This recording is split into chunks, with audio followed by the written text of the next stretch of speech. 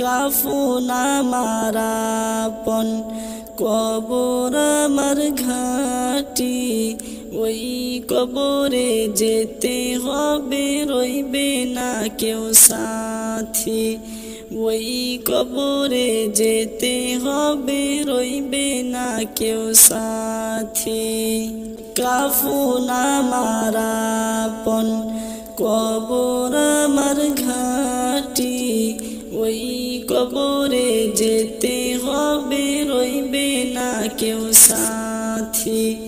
ওই কবরে যেতে হবে রইবে না কেউ সাথী থাকতে হবে নিরলায় একা একা বাসতলায় থাকতে হবে নিরলায় একা একা বাসতলায়